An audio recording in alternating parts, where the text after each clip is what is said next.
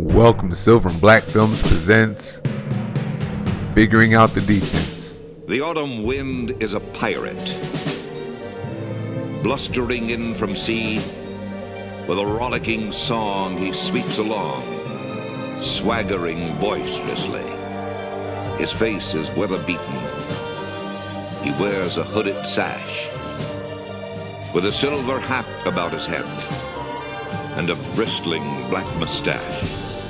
He growls as he storms the country, a villain big and bold. And the trees all shake and quiver and quake as he robs them of their gold. The autumn wind is a raider, pillaging just for fun. He'll knock you round and upside down and laugh when he's conquered and won. Last week we talked about how the Raiders finally had their identity on the offensive side of the ball. It's as simple as give Josh Jacobs the ball and do everything else off of that. And with that formula, the Raiders won 2 games in a row to up their record to 3-2 going into the bye week. But make no mistake about it, the defense had a whole lot to do with it too. Like the offense, they've had a few injuries, but defensive coordinator Paul Guenther has made some adjustments. He has a few players playing in spots that they're not used to playing in. He's actually still trying to figure that defense out. That's just how it is when you have a bunch of injuries and youngsters on that side of the ball. He has to figure out what each guy does well and doesn't do well in order to help his defense succeed. And while there's room for more improvement, the unit has improved exponentially overall. And they have 9 sacks in 5 games so far compared to 13 in 16 games last year. It all starts with 4-3 nose tackle Jonathan Hankins. He is a true run stuffer that does not stay blocked. He can even mess up the quarterback-running back exchange. Not only does he stuff the run right at him up the middle, but he can get down the line of scrimmage and make the stop as well. Hankins being in shape this year has a lot to do with why the Raiders are number 11 against the run right now compared to number 30 last year. And don't sleep on his ability to get to the quarterback. He's had as many as 8 sacks in one season.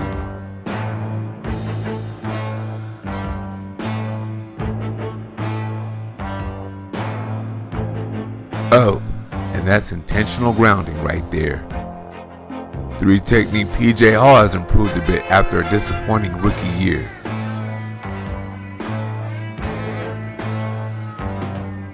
After coming off the bench for the first 2 games, he has started the last 3.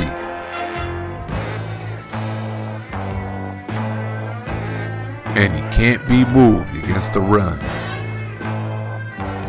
He also uses his speed and quickness against the run.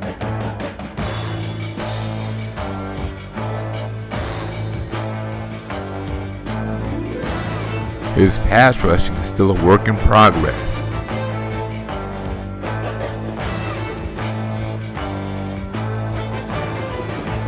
He's getting to the quarterback a little bit, but not too much.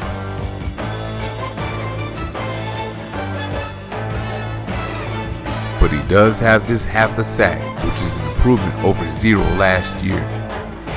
But last year's sack leader, Maurice Hurst, needs to go back to starting at 3 technique. He gets down and dirty near the goal line.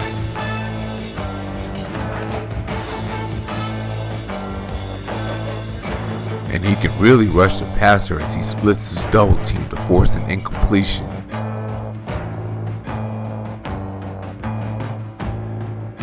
He can stick his paw up and bat one down as well.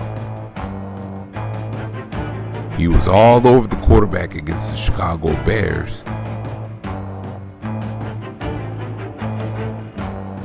This should have been an interception that he forced, but instead he got a bogus roughing the passer call. But that's okay because he did ice the game with his 2nd sack.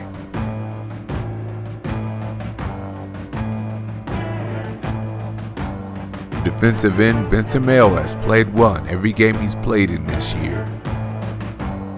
He's played the run well, and he's rushed the passer very well, chasing opposing quarterbacks around.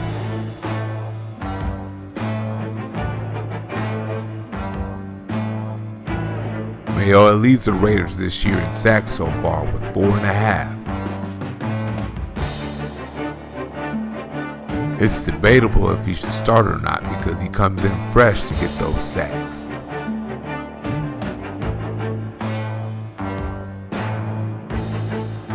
But one thing that's not debatable is he should not be a healthy scratch again this year. After he was a healthy scratch against the Indianapolis Colts in Week 4, he came back in Week 5 and did guess what? Sacked the quarterback.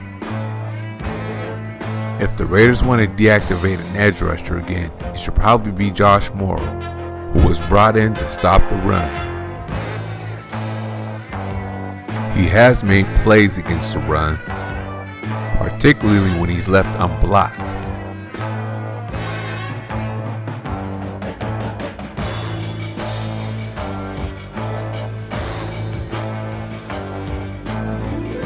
But according to Pro Football Focus, he has the third best run defense grade among Raider defensive ends. So he's not consistent against the run and can be had.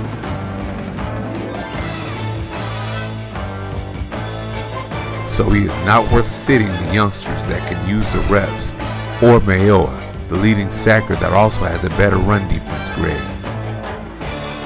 Especially when this is all he's had to offer as a pass rusher. Here's a look at Mad Max Crosby, one of the youngsters. Oh, he has stepped his game up of late. He's been tough against the run.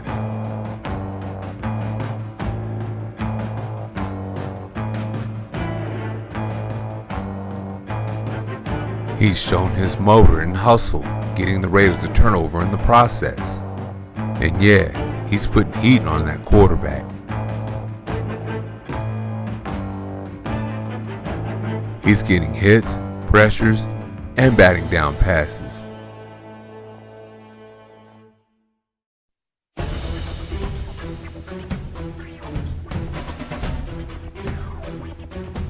And last week against the Chicago Bears, he got his first NFL sack.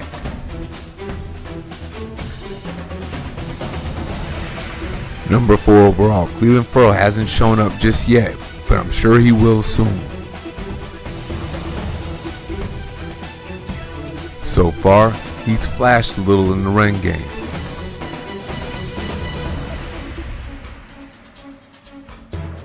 And he's shown he's smart enough to read those screenplays.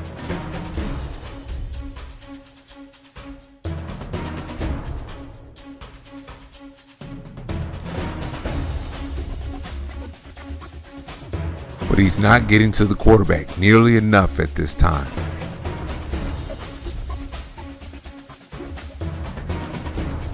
He's gonna bat a pass down here, but I'm not sure what the Raiders are doing putting him at defensive tackle on occasion. He does, however, have one sack to his credit this season. Khalil Mack didn't get his first sack until week 11 of his first season, so let's stay the course with Ferrell. Middle linebacker Vontaze Burfict is done for the season because of this head-to-head hit. But Tahir Whitehead was making plays when playing beside him.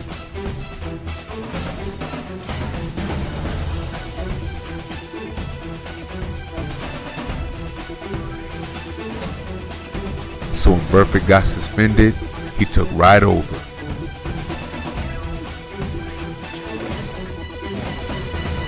And the Raider run defense hasn't missed a beat. Whitehead can get off of blocks and make those plays inside. And he doesn't have a problem going sideline to sideline. And while he's not a shutdown linebacker in coverage, he makes the tackle in space. Nick Moore has stepped his game up in Burfict's absence. He's supposed to be undersized, but he's been physical lately. Oh!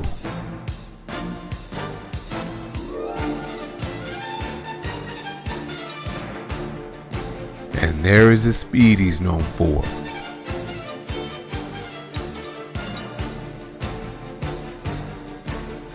He's also good in space, making tackles.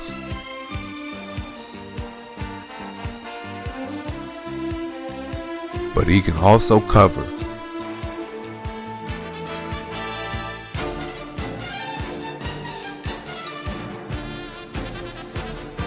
Oh!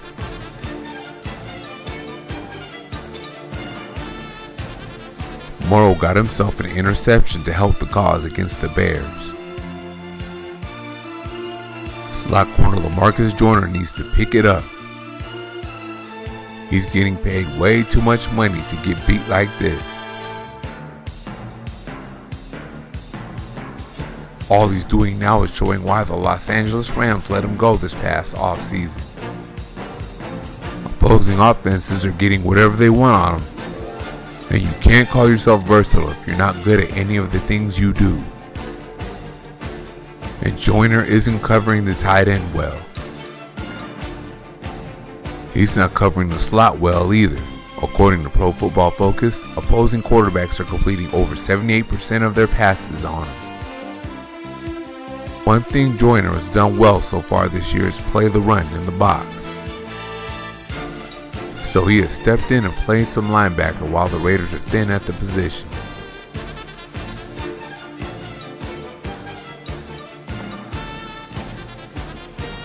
Cornerback Gareon Conley has been very inconsistent so far this year. Against the Chiefs in Week 2, he was getting cooked. Then in Week 4 against the Colts, he looks like a shutdown corner.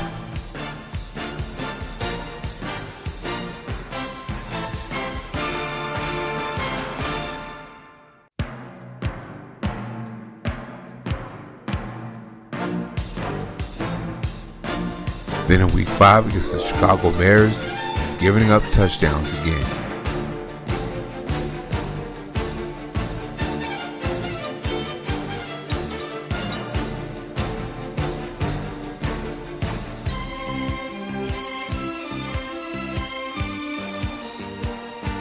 But even while having a bad game against the Bears, he had an interception to help save the game. I'm willing to bet on Conley for the rest of this year. It's really too bad safety Jonathan Abram is out for the season. Among other things, he can cover the tight end. Meanwhile, Carl Joseph can play single high or deep half very well.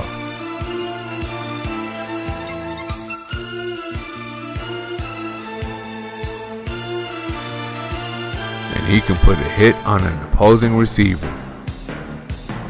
Oh!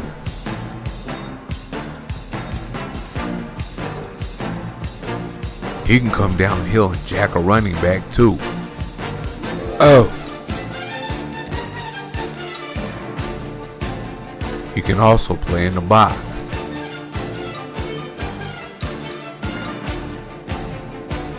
But at 5'10", he don't want that work with Travis Kelce at 6'5".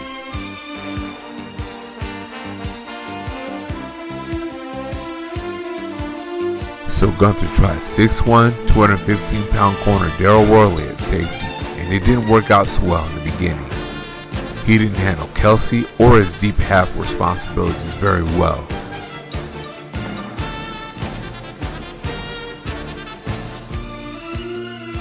But he did straighten up and fly right. He even played well in the box.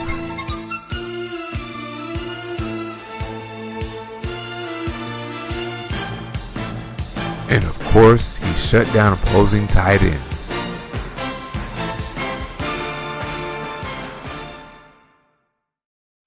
He even shut down Pro Bowl tight end Eric Ebron. And as soon as the Raiders took Worley off him, he made a big play.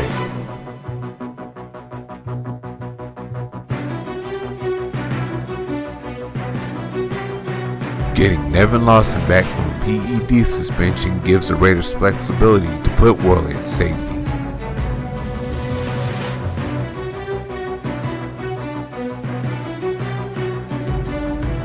play the slot too, so Joyner better pick it up.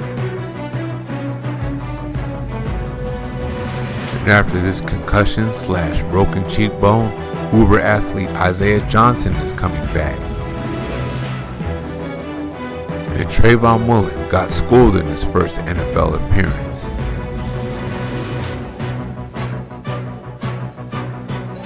But he did learn and has played a few snaps since then, so he's in the mix.